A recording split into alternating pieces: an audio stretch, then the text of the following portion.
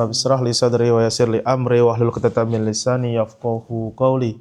Kemarin kita membahas tentang tafsir surat pendek, kemarin tafsir Al-Fil, tafsir surat Al-Ma'un dan lain sebagainya. Sekarang kita membaca tafsir surat Al-Kahfi. Dan isi dari surat Al-Kahfi itu seperti apa? Surat Al-Kahfi itu ada 110 ayat. Kebanyakan isinya itu adalah sebuah cerita. Nah, nanti kita akan bahas beberapa ceritanya. Keutamaan surat Al-Kahfi ini yang jadi highlight. Kenapa kok surat Al-Kahfi itu sering dibaca di malam Jumat? Buat teman-teman semua, hari ini hari Kamis, malam Jumat, yang bisa menyempatkan menyelesaikan membaca Al-Kahfi tentu sangat disarankan. Sangat bagus. Salah satu faedahnya, kalau dalam hadis itu dikatakan, ada banyak ya. Cuma ini seperti ini, barang siapa yang menghafal 10 ayat dari surat Al-Kahfi. Ada hadis yang menjelaskan 10 awal surat Al-Kahfi, ada yang bilang 10 ayat surat Al-Kahfi, ada yang bilang 10 akhir surat Al-Kahfi, semuanya ada. Maka dia akan diberikan oleh Allah perlindungan ketika menghadapi Dajjal. Dan ada juga hadis yang menjelaskan barang siapa yang membaca Al-Kahfi di hari Jumat, mulai maghrib Kamis malam itu sudah mulai Jumat ya, akan mendapatkan cahaya di antara 2 Jumat. Maka kesunatannya adalah membaca surat Al-Kahfi di malam Jumat. Kalau bisa ngapal sih, 10 ayat aja. Buat jaga-jaga lah. Buat tadi itu mengamalkan hadis ini. Nah, sebab turun. Umumnya sebab turun surat Al-Kahfi itu ada pertanyaan orang-orang Bani Israel. Yang pertama mereka bertanya tentang apa itu ruh. Terus kemudian kisah dari Ashabul Kahfi dan Zulkarnain. Lalu kemudian orang-orang Yahudi ini tanya sama Nabi Muhammad.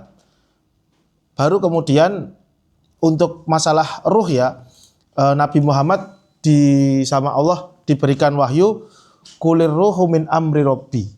Nggak akan ada orang yang bisa tahu tentang ruh, kecuali cuma sedikit. Dan kerennya, sampai sekarang dengan kemajuan teknologi yang begitu pesat, nggak ada yang mengetahui tentang esensi ruh. Dan itu semacam kayak membenarkan perkataan Al-Quran sendiri, bahwasanya ruh itu adalah perkara Tuhanmu. Dan kamu tidak akan banyak yang tahu tentang itu. Bahkan dengan sekelas banyaknya teknologi yang sekarang. Dulu pernah ada itu, sebuah penelitian mencoba untuk mengukur ruh itu punya massa atau tidak. Ada itu penelitian seperti itu. Jadi sebelum meninggal sudah taruh di itu bak seperti itulah untuk ditimbang. Nanti setelah meninggal terus kemudian selisihnya berapa seperti itu. Tapi ya baru sampai sekedar itu, konon katanya ada selisihnya, berapa puluh gram gitu, ada selisihnya. Tapi ya wallahu alam ya, itu mungkin bagian badan yang sudah terus kemudian mengendur atau apa, dan wallahu alam bishawab. Nah,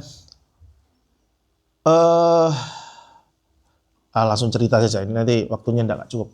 Nah, kisah cerita di surat Al-Kahfi itu umumnya ada 4 cerita. Kalau teman-teman semuanya bisa melihat, bisa ketika baca surat Al-Kahfi, ada 4 cerita. Dan isinya itu cerita semua. Hampir isinya cerita semua. Cerita pertama tentu surat tentang Ashabul Kahfi, yang merupakan gampangannya ujian keimanan. Ujian keimanan seseorang. Lalu kemudian setelah kisah Ashabul Kahfi, nanti ada kisah 2 pemilik kebun. Yaitu kisah orang yang diuji dengan hartanya. Satu sukses, satunya enggak. Dan kalau dilihat dari cerita itu, tentunya itu adalah ujian untuk orang-orang yang biasa lah, petani biasa. Lalu kemudian ada yang ketiga, kisahnya Nabi Musa dan juga Nabi Khidir. Di mana kisahnya beliau berdua ini bukan sebagai nabi, tapi lebih kepada sebagai seorang yang berilmu atau ilmuwan. Lalu kemudian kisahnya Zulkarnain sebagai politisi. Jadi kalau Anda baca kisahnya Ashabul Kahfi, itu ada 4 kisah setidaknya. Yaitu kisahnya orang yang menjadi buronan, kisahnya orang biasa yang diuji dengan harta, kisahnya seorang ulama dengan bagaimana menuntut ilmu, terus kemudian yang keempat kisahnya orang yang mendapatkan kekuasaan dan politisi. Dan 4-empatnya ternyata, baik Anda itu buronan, atau Anda itu orang miskin biasa, atau Anda itu orang yang berilmu, atau Anda itu memiliki kuasa, Al-Kahfi menyebutkan Anda di dalam Al-Quran untuk menunjukkan bahwasanya Anda itu bisa mulia, apapun posisi Anda. Jadi intinya adalah masalah kualitas keimanan teman-teman semuanya. Anda bisa menjadi mulia hanya karena Anda itu adalah buronan.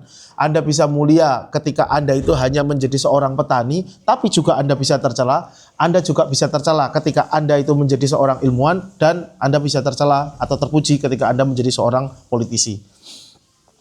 Nah, cerita pertama itu adalah kisah tentang Ashabul Kahfi. Tentunya teman-teman tahu. Tapi yang ingin saya highlight dalam cerita kali ini bukan tentang cerita Ashabul Kahfi, karena mungkin teman-teman semua sudah tahu, yaitu tentang ceritanya Nabi Khidir dan Nabi Musa.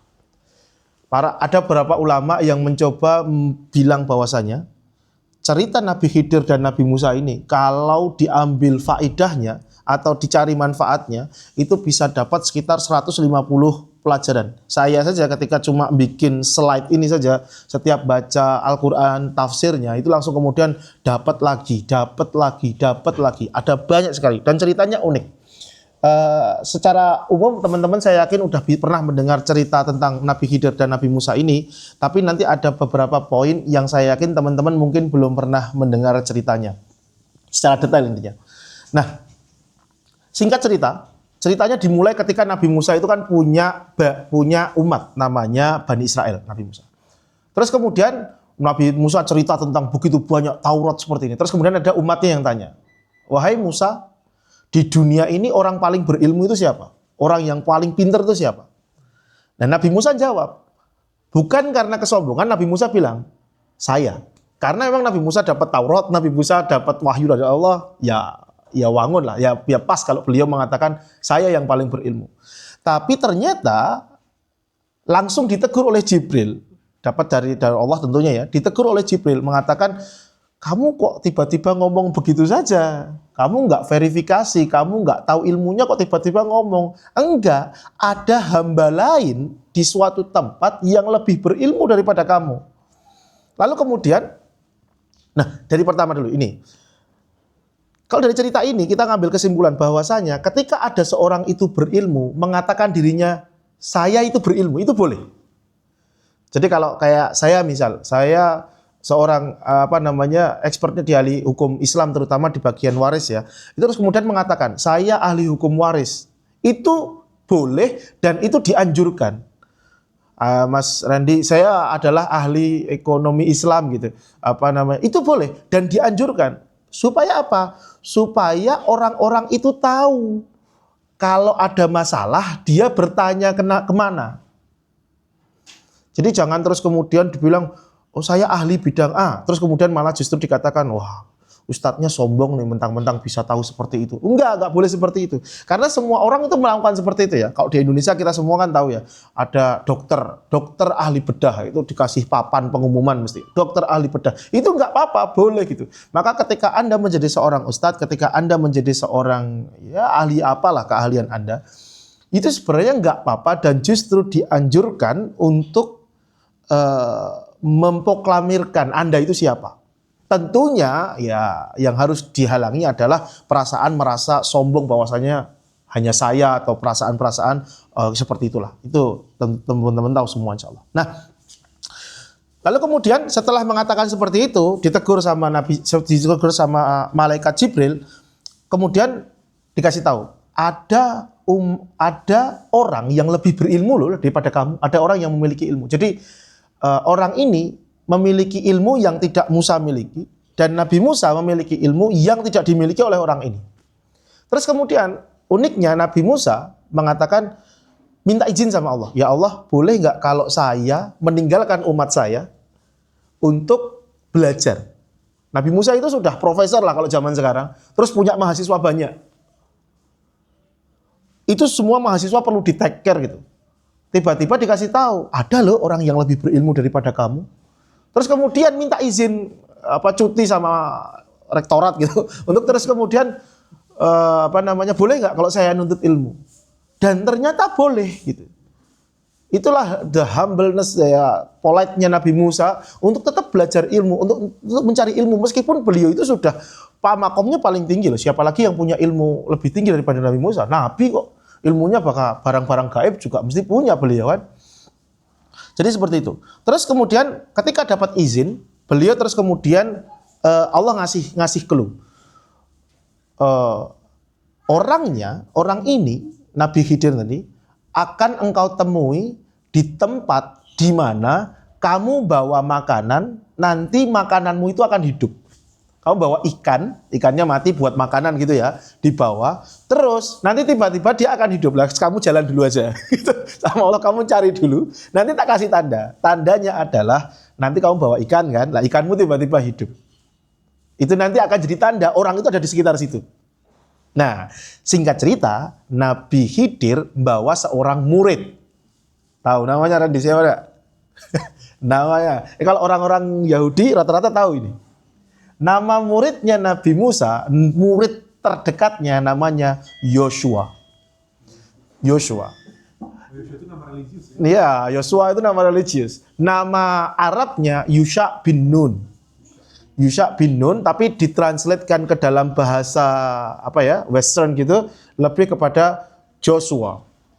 Nanti Joshua ini menjadi nabi setelah Nabi Musa. Jadi teman-teman semuanya bisa lihat tuh kalau dari cerita itu, ketika Joshua itu menemani Nabi Musa, karena terus kemudian belajar akhlaknya, khidmah kepada beliau, khidmah kepada Nabi Musa, ternyata setelah peninggalnya Nabi Musa, nanti Joshua ini menjadi nabi setelah Nabi Musa untuk take care mengurus umatnya Nabi Musa yaitu Bani Israel. Maka di situ teman-teman juga bisa mengambil pelajaran berikutnya, yaitu kalau mau jadi orang pintar itu khidmat sama orang pintar. Itu ya. Jadi itu silsilahnya.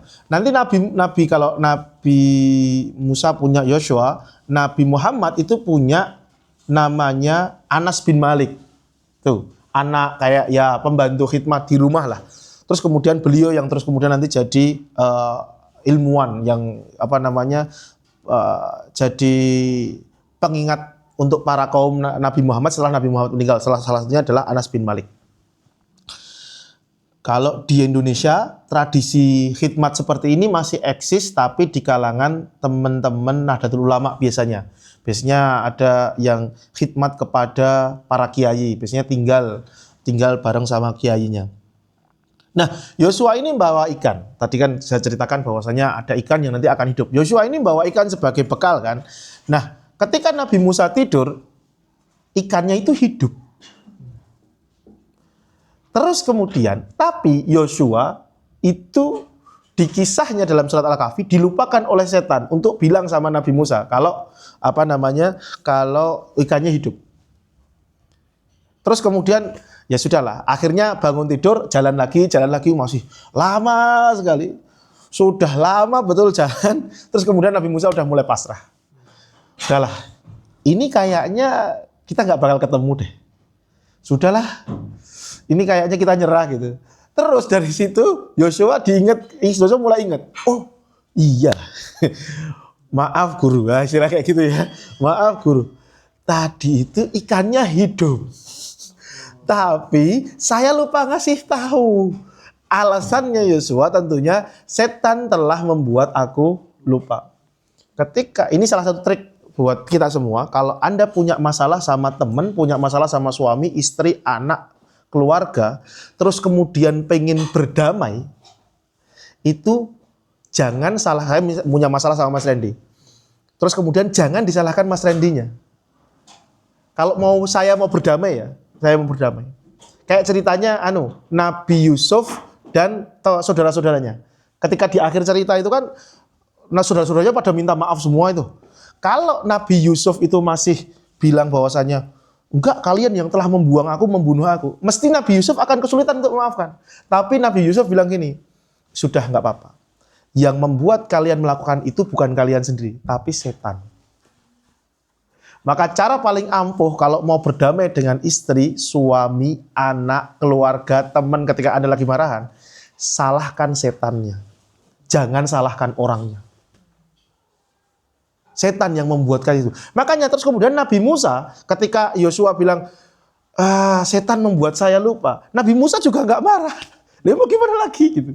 Dia sudah dimaafkan karena ya mau gimana lagi ya, dilupakan sama setan gitu. Itu tips untuk menjalin silaturahim yang lebih baik ya dengan keluarga, dengan semuanya. Nah, setelah pulang sampai balik ke tempat yang dimana ikan tadi hidup, lalu kemudian apa yang terjadi? Nabi Muhammad Musa itu ketemu sama seseorang. Di situ ada Nabi Khidir ya. Terus kemudian mengucapkan salam. Assalamualaikum. Setelah Nabi Khidir menjawab, terus kemudian Nabi Khidir bilang, kamu siapa? Nggak pernah lihat mukamu, kok kamu bisa mengetahui salam gitu. Kamu siapa? Terus ceritakan, saya Musa, bla bla bla bla bla. Saya dapat dapat ilham dari Jibril bahwasanya ada orang yang lebih alim daripada saya, yaitu engkau. Boleh nggak kalau saya itu belajar kepadamu? Nih, lihat pelajaran berikutnya. Kalau dalam tradisi Islam, yang namanya belajar itu bukan dari buku. Ya, bukan dari PDF, bukan dari Reels, bukan dari YouTube. Belajar itu head to head, person to person. Karena nanti si murid akan tahu nih, akhlak gurunya itu kayak apa. Karena ilmu tanpa akhlak itu bahaya. Anda punya ilmu ekonomi sehebat kayak gitu, terus kemudian tapi nggak punya akhlaknya, koruptor. Tapi kalau ilmu diturunkan person to person, maka yang turun bukan hanya ilmunya, tapi akhlaknya. Karena tahu gurunya ini perilakunya gimana, adabnya gimana, sopan santunnya gimana, cara pembawaan kalamnya bagaimana. Akhirnya apa? Yang turun tidak hanya ilmu, tapi akhlak. Kalau di Al-Azhar dulu ketika saya kuliah, ini metode seperti ini disebut talaki, person to person.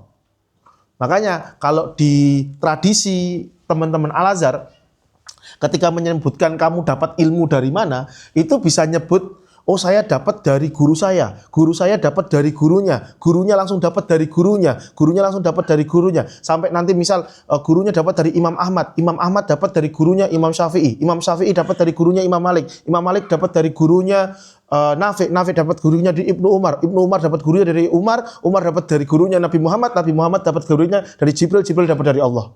Itu person to person. Makanya ketika ilmunya baik sana, terus kemudian bisa pertanggungjawabkan, tidak hanya secara ilmiah, tetapi juga secara akhlak. Ilmu tanpa akhlak means nothing dalam Islam. Itulah kenapa banyak yang bilang adab itu fauqal ilm. Adab itu di atasnya ilmu karena harus dikawal yang namanya ilmu. Nah, singkat cerita, Nabi Khidir bilang, oke, kalau kamu mau belajar sama aku, tapi kamu nanti kayaknya nggak bisa sabar deh. Karena ilmunya Nabi Khidir itu unik. Kalau teman-teman pernah baca itu kan, ini ilmunya itu benar-benar ilmu yang unik. Kamu nanti nggak bisa sabar loh sama aku.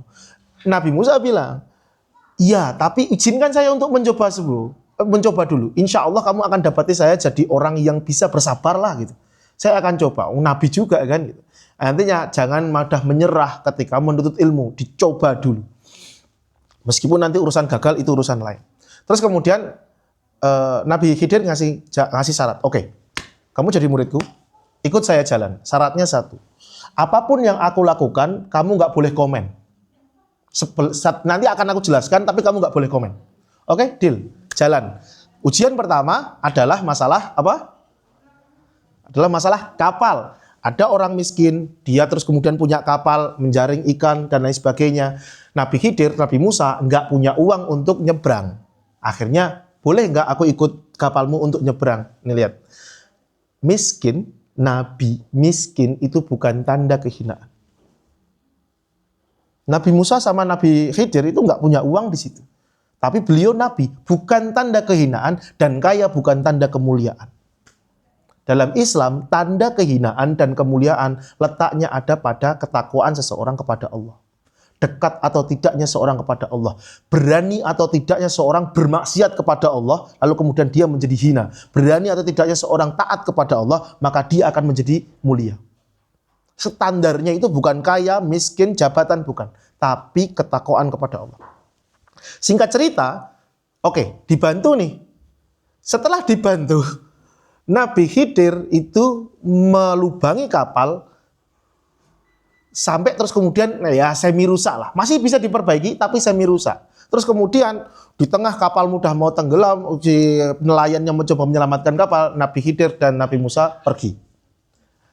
Nabi Musa lupa dengan syarat pertamanya. Beliau bilang, "Apa yang kamu lakukan, Khidir? Dia sudah nolong kita loh. Ngasih kita tumpangan, kok bisa kamu ngerusak kapalnya? Dan dia orang baik." Gitu.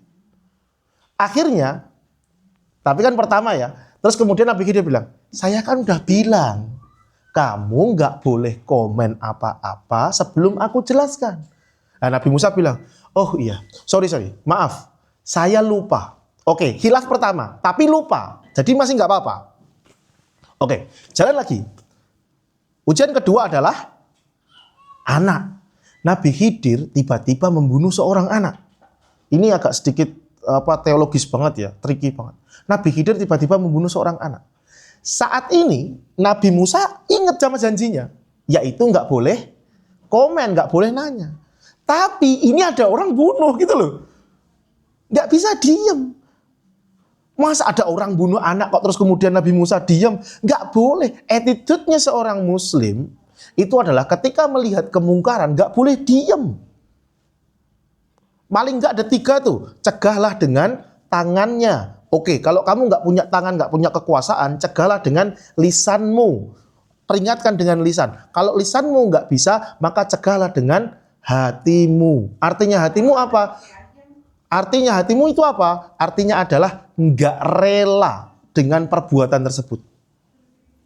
Itu attitude-nya orang Muslim. Makanya Nabi Musa itu komplain kepada Nabi Khidir, yaitu dengan mengatakan, kok kamu membunuh anak? Nggak boleh gitu. Lalu kemudian Nabi Khidir bilang, enggak, kamu sudah tak bilang nggak boleh komen apa-apa sebelum aku jelasin. Tapi Nabi Musa sudah terlanjur marah ya. Terus kemudian Nabi Musa, karena sudah 2 kali, yang pertama oke dia lupa, yang kedua mulai aneh nih ilmunya. Apa ini ilmu seorang yang dibilang sama Allah Nabi kok ilmunya bunuh anak? Kan nggak terima kan ya. Terus kemudian Nabi Musa bilang gini, sudah, sekali lagi, yang bikin janji Nabi Musa sendiri. Sekali lagi, kalau saya sampai memberikan komen atau bertanya, sudah. Tapi yang memberikan komen, yang memberikan janji ini Nabi Musa, bukan Nabi Khidir. Sampai yang ketiga. Yang ketiga apa? Yang ketiga adalah ketemu sebuah daerah. Di zaman itu adalah hal yang sangat wajar ketika ada seorang musafir, lalu kemudian kampung itu akan memberikan apa ya? Kalau dia minta, kampung itu akan memberikan ya minuman atau makanan sederhana lah. Karena musafir zaman dulu itu nggak seperti musafir zaman sekarang. Musafir zaman sekarang, Anda safar, itu toko di mana-mana. Kalau zaman itu enggak. Toko itu sedikit sekali. Toko itu sedikit sekali. Makanya safar itu, kalau dalam tradisi Islam disebut qit'atul minal azab, sepotong dari azab. Karena memang capek betul ketika orang safar itu. Lelah betul. Nggak kayak sekarang, semuanya sudah AC aja, sampai Indonesia juga masih bisa seger gitu. Nggak kayak gini. Kalau dulu itu bener-bener kayak disebut tadi itu, qit'atul minal azab, sepotong dari azab. Sampai terus kemudian kampung ini kok pelit betul, ngasih makan nggak mau, ngasih minum nggak mau. Lalu kemudian Nabi Khidir menemukan sebuah tembok, ada gabungan sama rumah gitu ya riwayatnya. Ada tembok, terus kemudian dibenahi itu temboknya. Tapi kan itu temboknya kampung ya, temboknya kampung.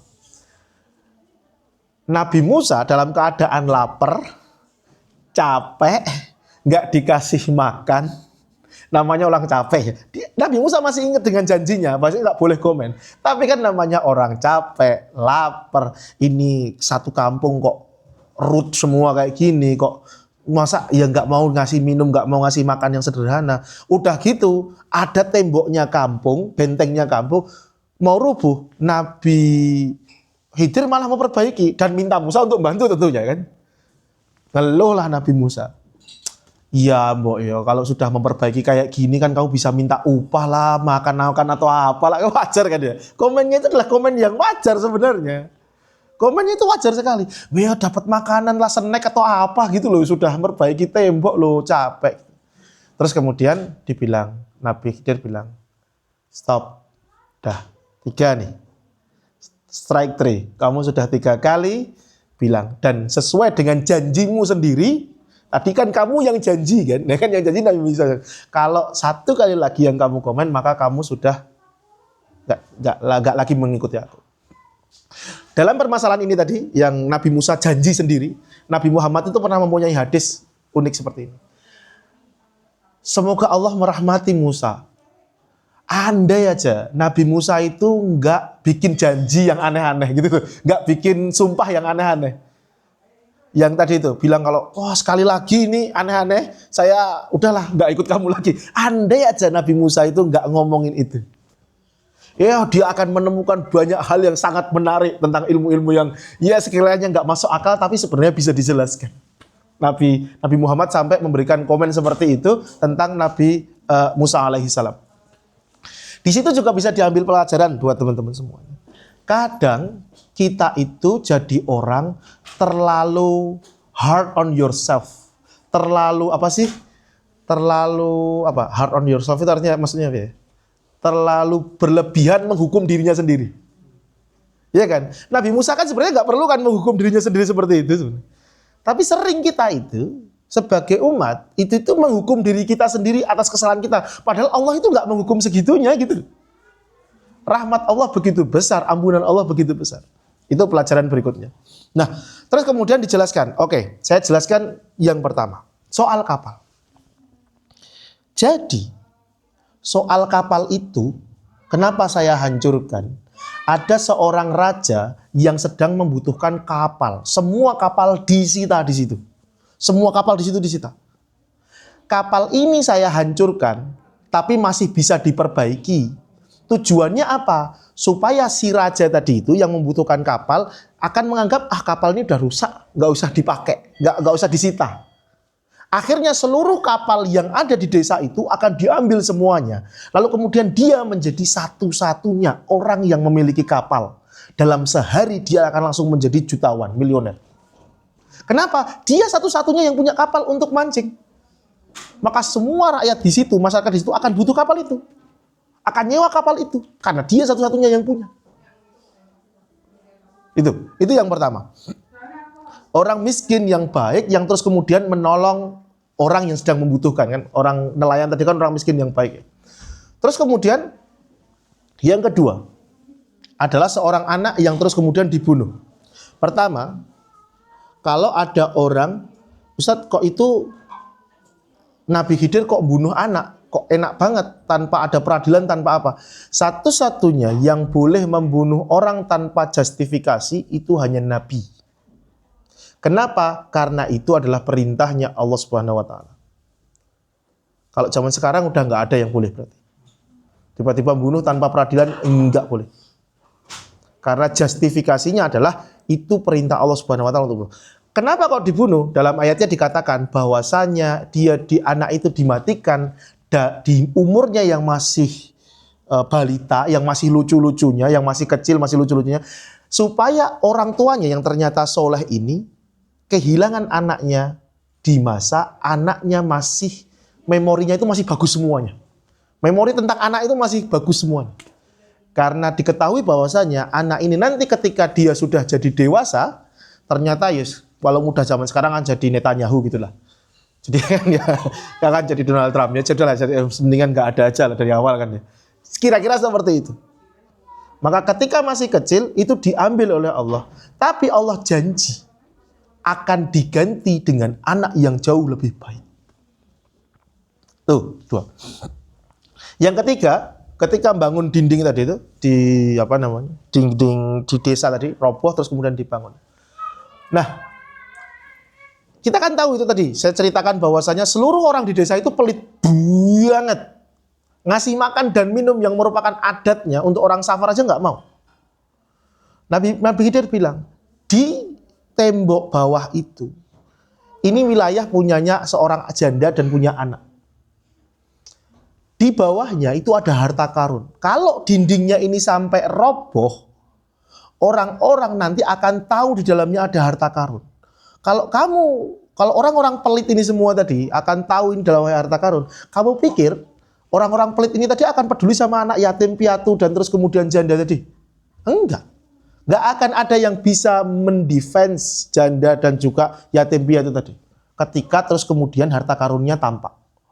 Maka aku bangun atas perintah Allah supaya apa? Supaya orang nggak tahu di dalamnya ada harta karun. Nanti Allah akan tunjukkan harta karun ini kepada si anak ketika anaknya sudah bisa defense themselves. Sudah bisa memprotek dirinya sendiri.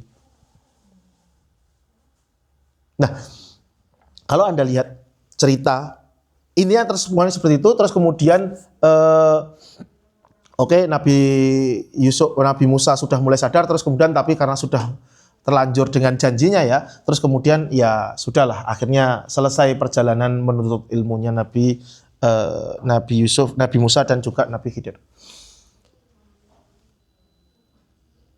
Salah satu pelajaran paling kuat yang bisa diambil itu adalah, bayangkan teman-teman semuanya dalam cerita itu menjadi menjadi nelayan atau menjadi ibu orang tua yang anaknya dibunuh. Apa yang akan Anda rasakan? Marah, kecewa, nelayan itu. Ini sudah ditolong, nggak usah bayar. Kok malah ngerusak kapal saya? Tuh, orang tuanya yang terus kemudian anaknya dibunuh. Apa salah anak saya? Kenapa kok anak saya dibunuh? Tuh. Ujian tentang kehilangan sesuatu, ujian tentang kehilangan seseorang. Dan yang ketiga nanti adalah ujian tentang bukan kehilangan tapi keadaan yang susah, miskin, lemah dan lain sebagainya. Yang ketiga tadi. Dan rata-rata ujian kita itu kan kayak gitu semua ya. Satu, kalau nggak ujian Anda itu kehilangan sesuatu yang Anda cintai, kehilangan sesuatu, barang, kapal kalau dalam cerita ini, atau kehilangan seseorang yang Anda benar-benar sayang, Anda benar-benaran, atau keadaan hidup Anda yang susah. Ujian seseorangnya tiga-tiga ini. Dan dalam ceritanya di surat Kahfi itu diceritakan bahwasanya tiga-tiganya itu selalu ada hikmah di dalamnya kalau kamu bisa bersabar. Pasti ada. Allah akan ngasih gantinya bagi orang-orang yang bersabar. Bayangkan kalau Anda jadi yang nelayan tadi, tentu akan marah. Udah ditolong, udah ini semua nggak perlu bayar. Kok tiba-tiba kamu melubangi kapalku? Tapi bayangkan rasanya ketika ternyata semua kapal itu terus kemudian disita kecuali kapal dia. Dan dalam sehari saja dia terus kemudian menjadi orang paling kaya di daerah itu. Gara-gara mendapatkan kapal. Dan itulah yang terjadi. Dan begitu juga dengan ujian daripada seorang anak tadi. Nah, tadi sudah ya. Intinya itu adalah pelajaran-pelajaran yang bisa diambil dari cerita Nabi Musa dan juga Nabi Khidir.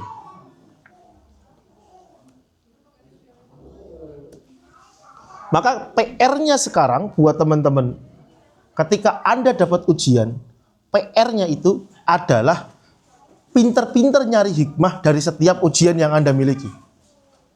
PR-nya itu adalah itu. Pasti ada, mesti ada, nggak mungkin enggak.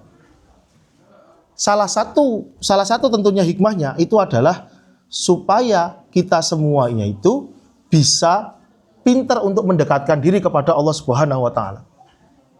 Itu salah satu, itu tes untuk teman-teman semuanya, apakah teman-teman semuanya itu akan lulus ujian di dunia ini atau tidak. Wallahu a'lam bishawab. Itu tadi cerita yang bisa kita sarikan dari Quran surat Al-Kahfi. Salah satu ceritanya adalah cerita tentang Nabi Khidir dan Nabi Musa alaihissalam. فيا ذلي ويا خجلي إذا ما قال لي ربي أما استحييت تعصيني ولا تخشى من العتب وتخفي الذنب عن خلقي وتأبى في الهوى قربي فتب مما جنيت عسى تعود إلى